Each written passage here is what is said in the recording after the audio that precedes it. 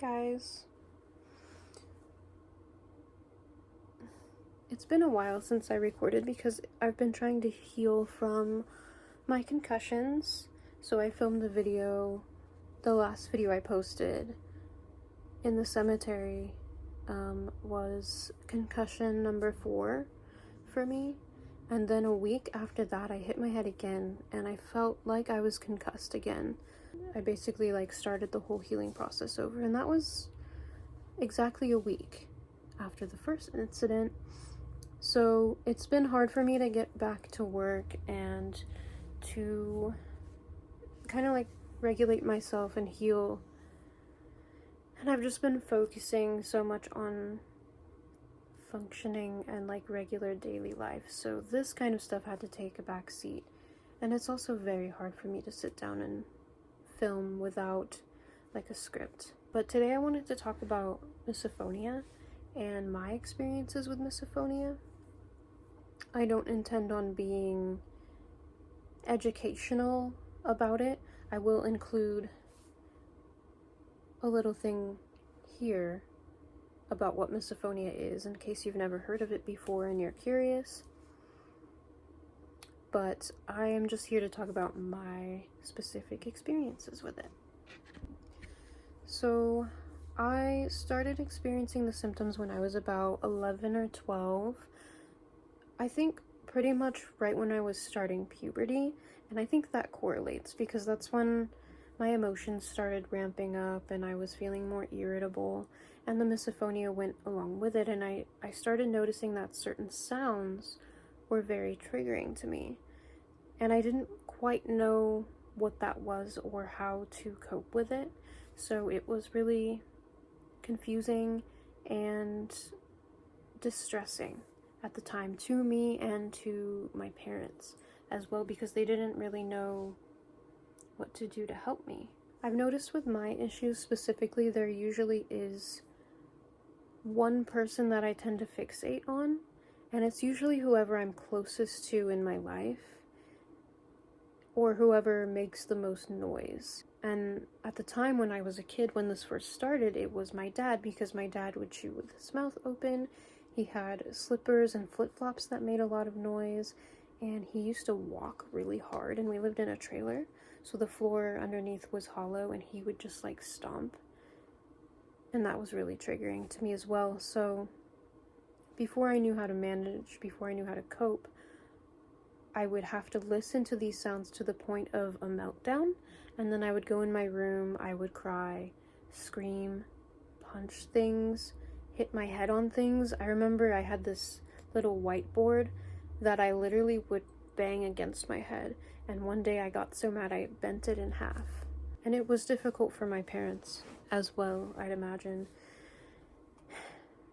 My dad tried to help me with it. He told me that I should let him know when a sound is bothering me, but it really would depend on his mood that day, because he had bipolar disorders, he had his own triggers, and so he would tell me to let him know if a sound bothered me, and he would get upset with me if I didn't let him know that a sound was bothering me and he found out later, but he would also get upset with me if I let him know that a sound was bothering me.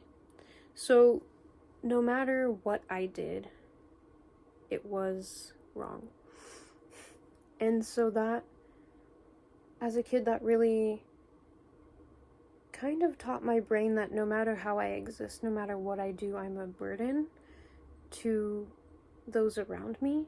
And it was that and other things that just made me feel like I needed to be so small and so quiet that nobody perceived me ever. And I still struggle with that today, but I'm a little bit better. I've healed from that a little bit. I remember going to the store with my dad to pick out a new pair of slippers for him, and he was testing them in the store so we could figure out which ones were the quietest and which ones were not going to be triggering to me.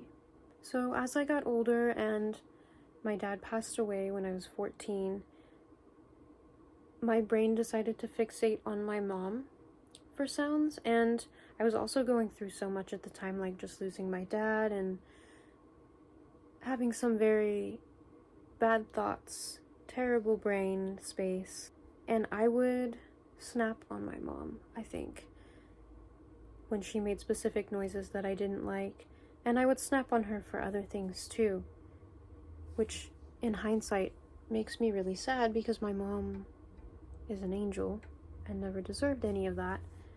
Then when I moved away from my mom, my fixation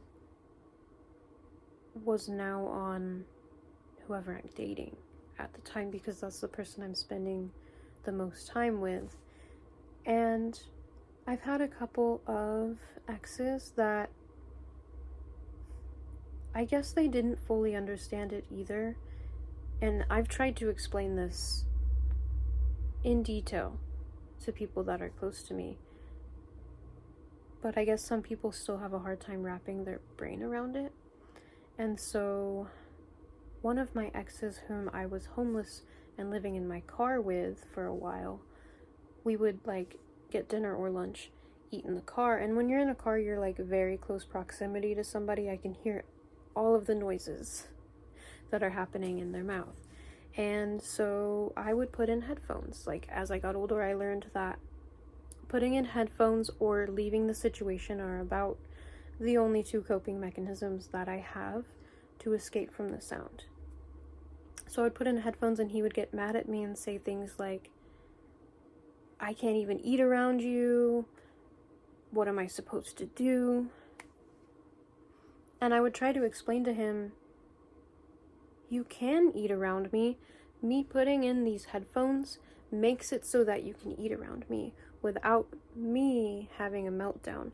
It's either that or I have to leave the car.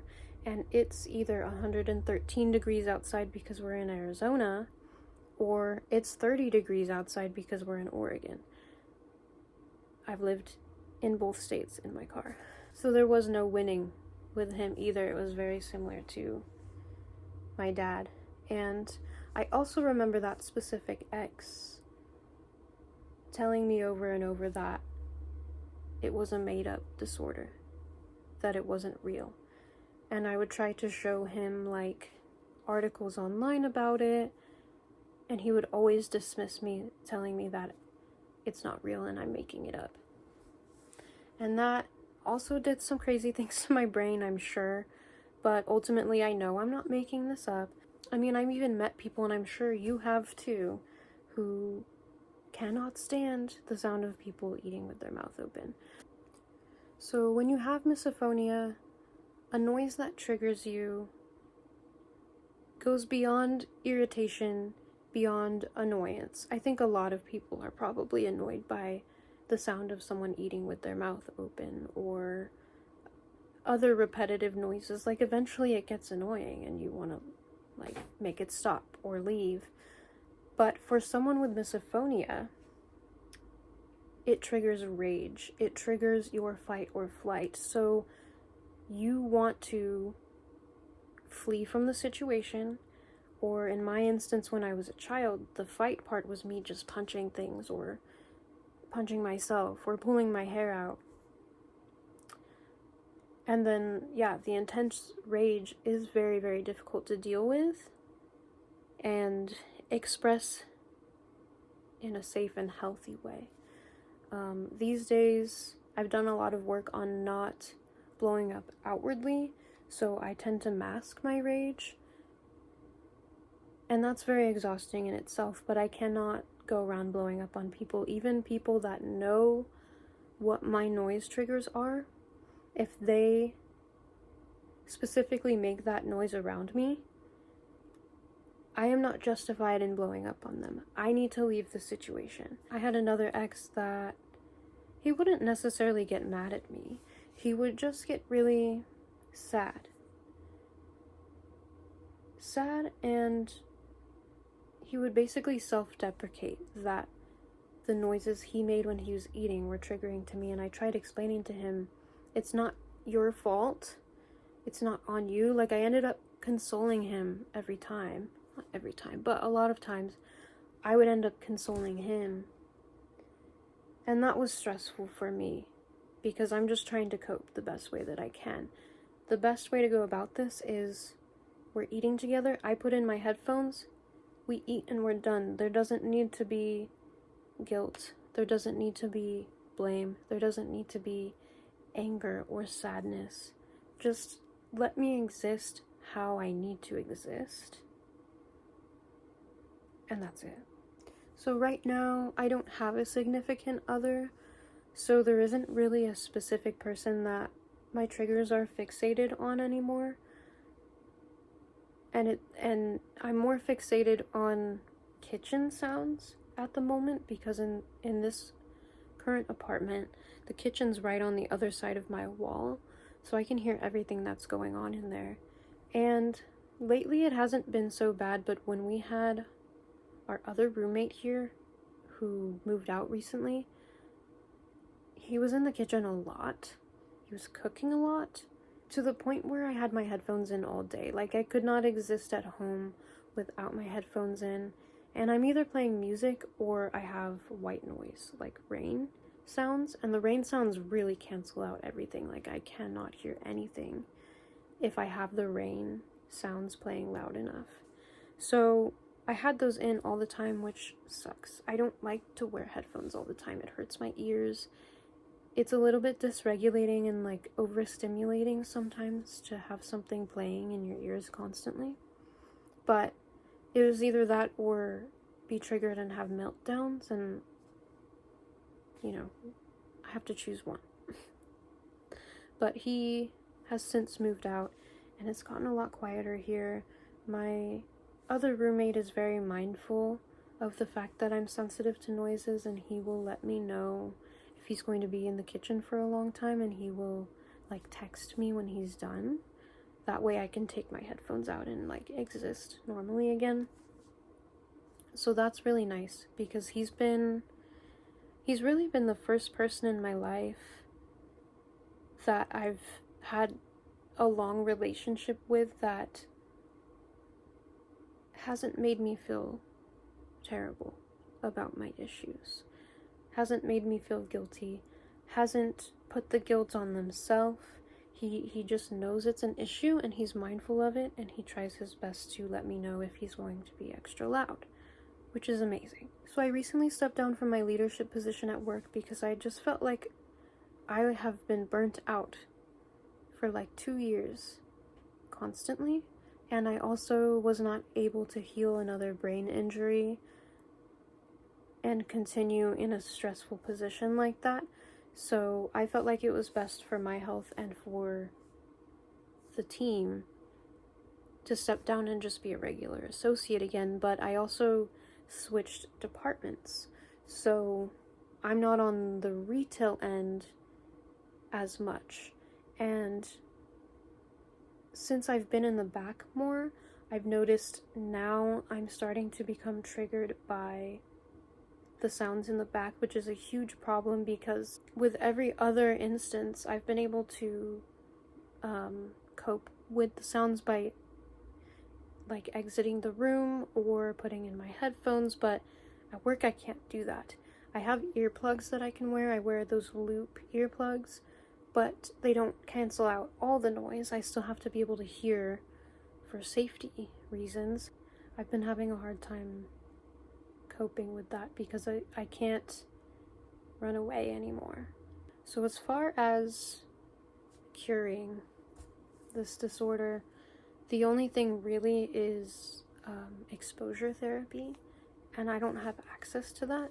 That's a very like niche thing. There's still I don't think there's much known about misophonia still, and even if a therapist knows about it, they're likely not trained in exposure therapy for misophonia. So it's not something I have access to at the moment, and it's not something I can necessarily do on my own, I don't believe.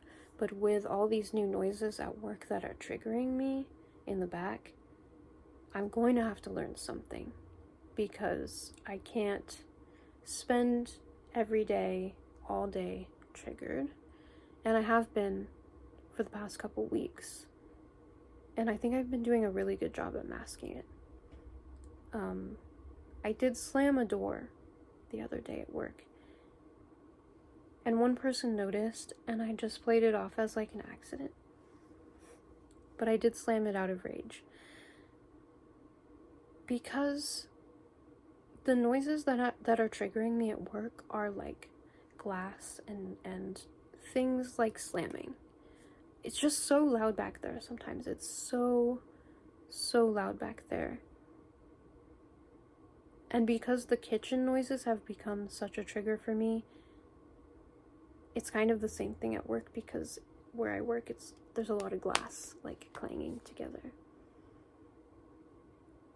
all day. Sometimes it's all day. And now that I'm doing different work and more like repetitive movements, I have this shoulder injury or something, shoulder/neck problem that is becoming so excruciatingly painful that I can't take pain meds for. And when I'm in that level of pain, my tolerance for noises goes down. So it's just been a mess. I've been a mess, and I've been tired and exhausted, and I come home and I just want it to be quiet. I just want it to be so quiet, because I spend 7.5 hours at work losing it. And I don't think anybody can tell, because I'm masking. I'm masking my rage. I'm masking my irritability. I'm masking my pain, my excruciating pain. And that's not easy to do. So, anyway, that's my experience with that.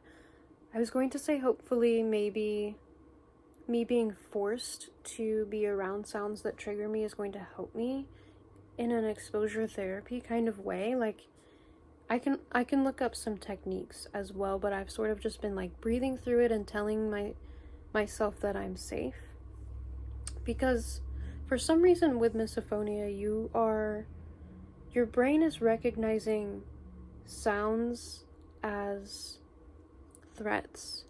And so basically by running away from them and putting headphones in and blocking them out is sort of doing the opposite of helping me. Even though it helps me cope and helps me from melting down, it's also doing me a disservice.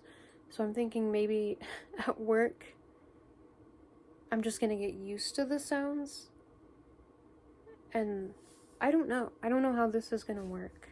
I'm really nervous about it, because if it doesn't work, I have no other options than to find another job, and I just don't want to do that right now. I really don't. So I'm gonna continue to do my best. Wish me luck. Hopefully I made sense and was concise here. I feel like I am rambling. I feel like sitting down to film a video is very difficult for me. I think I've already said this. I don't even like to go back and watch things, because it's so cringy to me to watch myself in another moment where I thought I was doing good, and then I go back and watch it months later, and I'm perceiving it in a new light, and I don't like it. Remember that you are responsible for your triggers. Other people are not responsible for your triggers. So even if someone is aware of a trigger that you have, like for example, someone is aware that the sound of chewing is a trigger for me, I am not justified in blowing up on them or snapping on them if they chew in front of me. Okay, maybe they forgot, maybe it was an accident. Even if they did it maliciously, I don't get to blow up on people. I need to do the inner work to manage my symptoms, manage my rage, manage my triggers. Identifying your triggers is good, but you also have to be in control of them. And nobody's perfect. If you do blow up on someone, you take accountability, you apologize, and you try better. And I guess I'll just end this by showing you Lucy again because she is just demanding attention right now. And I will also show you something I got today, a little haul I found at the thrift. It is Marceline and the Scream Queens comic book. I feel like I've seen this before. It's just really cute. I found it at the thrift and I had to buy it because I love Marceline and I really identify with her, and that is a nickname that I like to use. You can call me Marceline or Marcy for short, but Marcy with an I. And I will see you guys next time.